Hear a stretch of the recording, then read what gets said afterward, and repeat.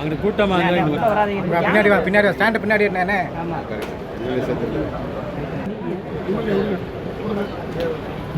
MLA எடுங்க ஒரே போட்டா தானே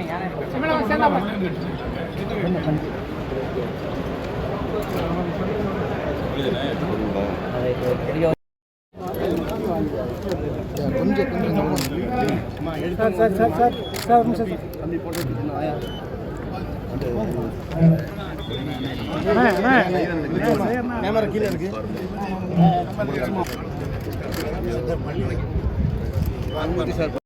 தொடக்கமாக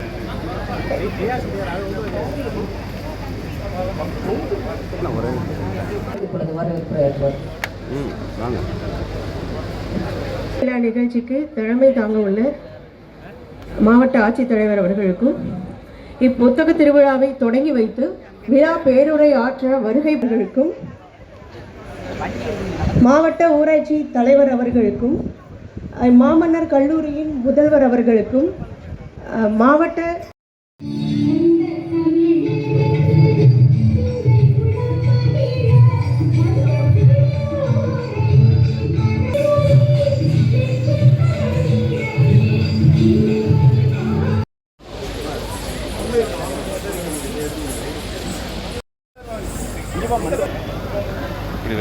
இப்போ நான் அந்த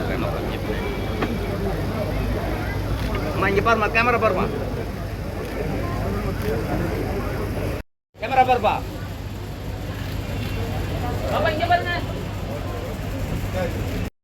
மாண்புமிகு சுற்றுச்சூழல்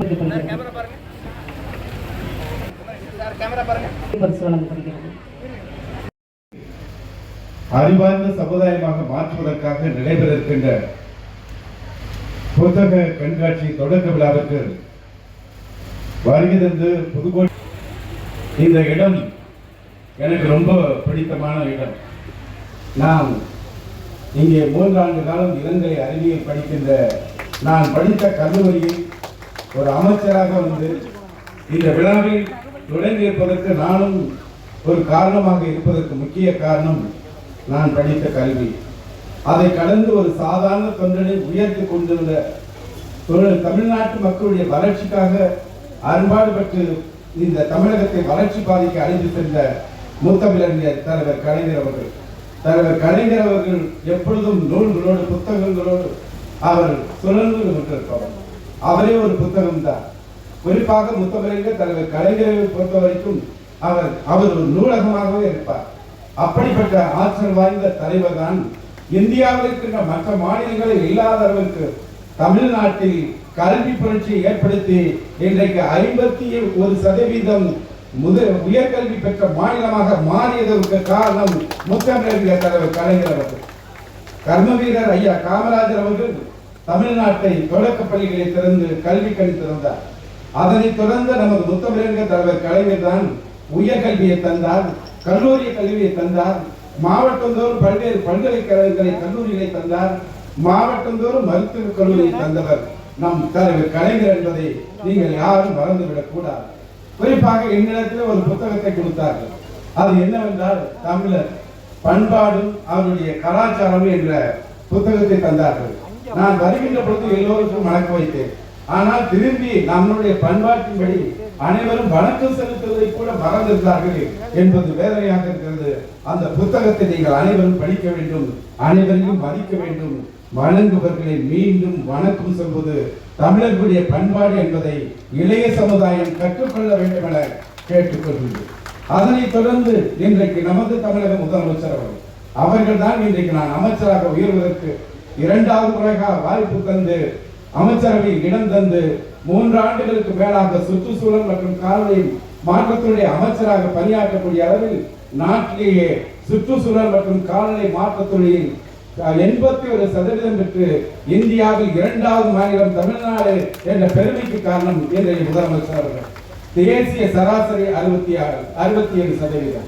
அப்படிப்பட்ட 2 தலைவர்கள் இந்த கல்லூரியை படித்தவரை ஒரு அமைச்சரவையில் இடம் தந்து மீண்டும் இந்த விழாவில் பங்கேற்கின்ற பொழுது மகிழ்ச்சி, முதல் மகிழ்ச்சி. இந்த கல்லூரியில் இடம்பெறாத என் கால்கள் படாத இடமே கிடையாது. இந்த கல்லூரியில் மாணவனாக இருந்திருக்கிறேன். கல்லூரி பேரவைத் தலைவராகவும் நான் இந்த கல்லூரியில் ஓராண்டு காலம் பணியாற்றியிருக்கிறேன் என்பதையும் தெரிவிக்கிறேன். அதே மாதிரி கல்லூரி பேரவைத் தலைவராக இருக்கிறவங்க படிச்சு முடிச்சதுக்கு அப்புறம் டிகிரி கம்ப்ளீட் பண்றதில்ல. அந்த சாதனையை முடிச்சு டிகிரி முடிச்சுட்டு போனப்போ அந்த காலத்திலே டிகிரி முடிச்சுட்டு வெளியேற ஒரே பேரவைத் தலைவர் நான் என்பதையும் உங்களுக்கு தெரிவிக்கிறேன். அதற்கு அடுத்தபடியா இரண்டாவது மகிழ்ச்சி, இந்த புத்தகங்கள் அறிவுக்கண்ணை திறக்கக்கூடிய ஒரு மிக மிக முக்கியமான ஆயுதம். எல்லா இடங்களுக்கும் செல்கிறோம். இந்த பசுமையை பார்க்கின்ற பொழுது கண்ணுக்கு குளிர்ச்சியாக செல்கிறது, மகிழ்ச்சியை ஏற்படுத்துகிறது. அதே இந்த புத்தக திருவிழாக்க அரங்குக்கு இங்க இருக்கின்ற ஆண்டோர் சான்றோர் பெருமக்களோடு சென்ற பொழுது எண்ணற்ற மகிழ்ச்சி தந்தது. நம்மளை பேச வைத்தது, சிந்திக்க வைத்தது, அனைவருக்கும் பழக வைத்தது, பண்பாடோடு நடக்க வைத்தது. ஏன் நம் வாழ்க்கையில் ஏற்படுகின்ற துன்பங்களை துயரங்களை கடந்து செல்வதற்கு நூல்கள் மிக மிக முக்கியம் என்பதை நீங்கள் யாரும் தயவு செய்து மறந்து விடாதீர்கள். எல்லோரும் படிக்க வேண்டும் என்று கவிஞர் ஜிவி சொன்னார். எல்லோருக்கும் சோம்பேறித்தனம் தான், படிக்கிறதுல சிரமம் தான். ஆனாலும் தினந்தோறும் ஒரு வரி படிக்கிறார் தான் ஆத்திச்சூடியை படிங்க. தினந்தோறும் 2 வரி தான் என்னால படிக்க முடியும்னா திருக்குறளை படிங்கள். தினந்தோறும் 3 வரி தான் படிக்க முடியும் என்றால் கைக்கு படிங்கள். 4 வரி தான் படிக்க முடியும் என்றால் நாலடியாரை படியுங்கள். தயவு செய்து நூல்களை படியுங்கள் என கேட்டுக்கொள்கிறேன்.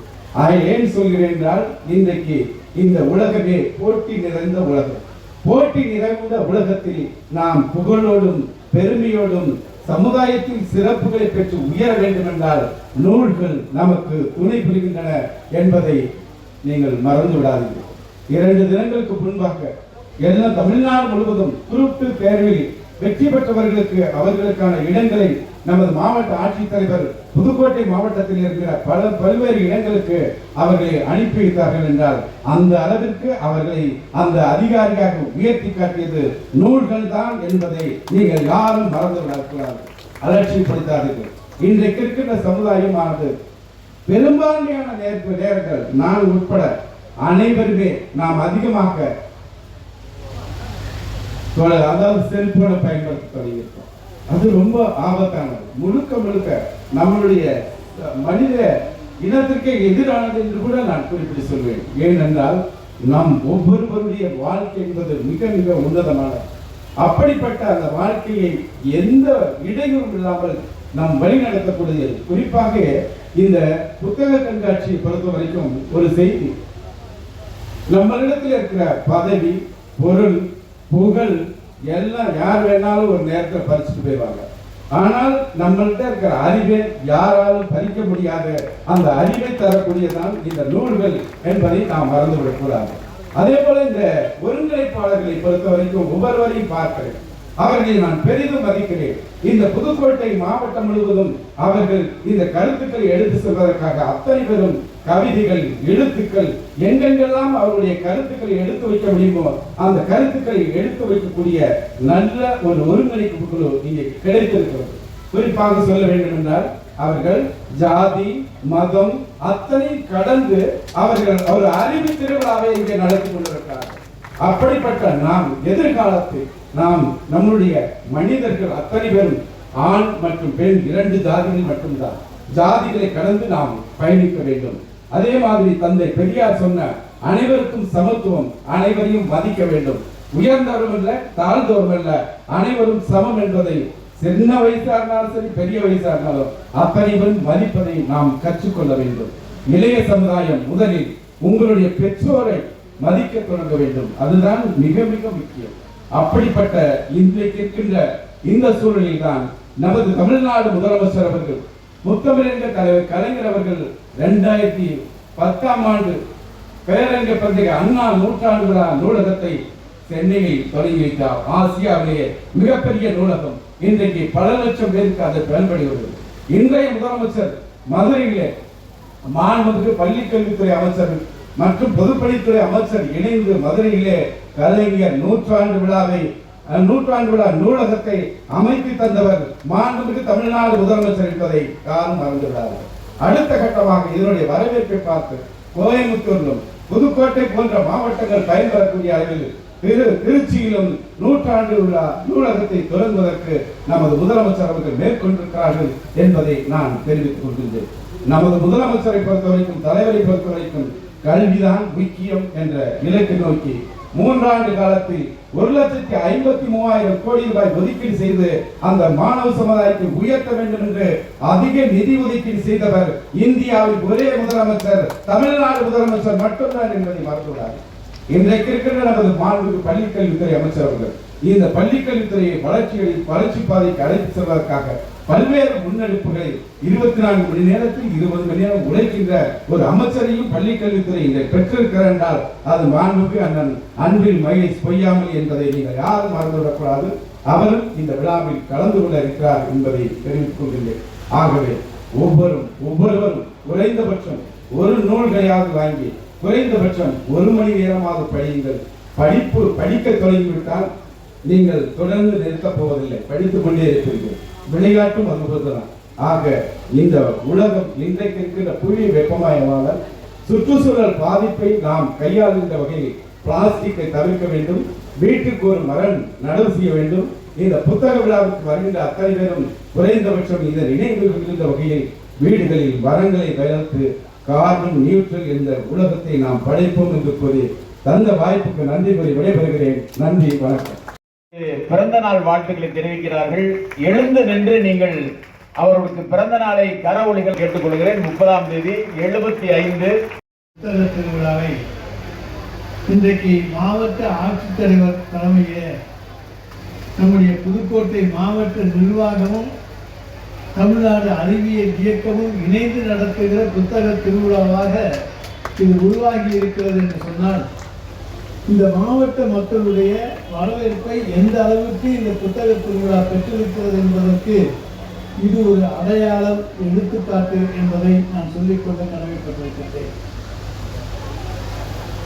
வாசிப்பை நேசி, வாசிப்பு உன்னை உயர்த்தும். தலைவர் கலைஞர் என்றைக்குமே வாசிப்பை விரும்புபவர், புத்தகங்களோடு புத்தகமாக என்றைக்குமே இருக்கக்கூடியவர். நாங்கள் அவரை பார்க்க போகின்ற பொழுதெல்லாம் பல்வேறு புத்தகங்களோடு இருப்பார், குறிப்புகளை எடுத்துக் கொண்டிருப்பார்.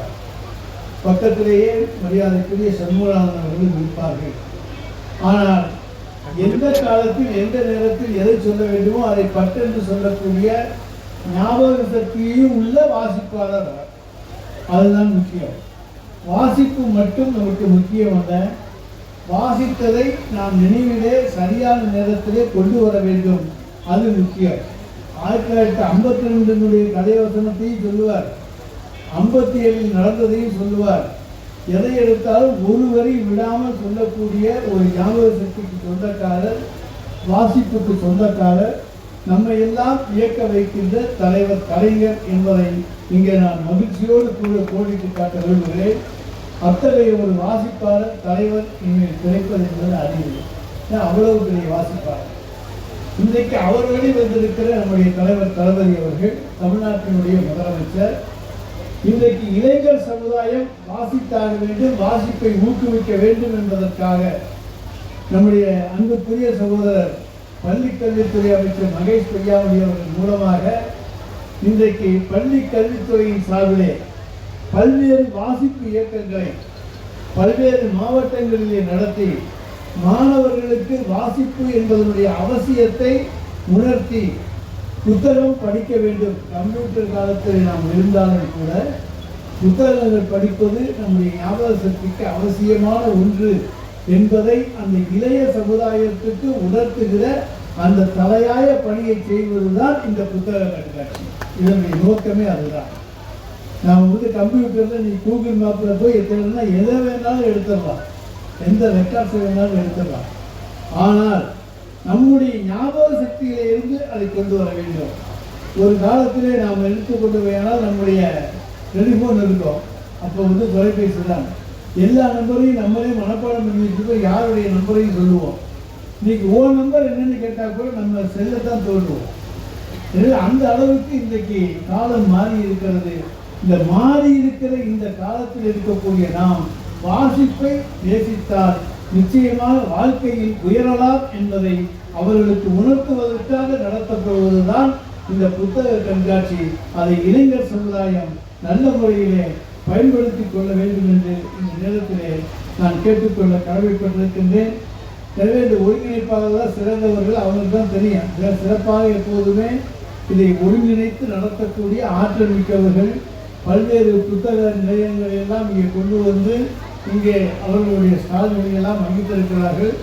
அதில் இருக்கக்கூடிய புத்தகங்களையும் நாம் வாங்கி பயன்பெற வேண்டும். அப்போ தான் நம்ம வீட்டு லைப்ரரியிலே புத்தகங்கள் வந்து சேரும்.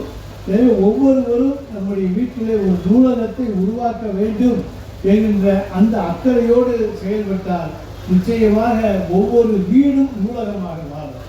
சிறைச்சாலைகள் தேவையில்லை, ஆனால் இன்றைக்கு நூலகங்கள் தேவை.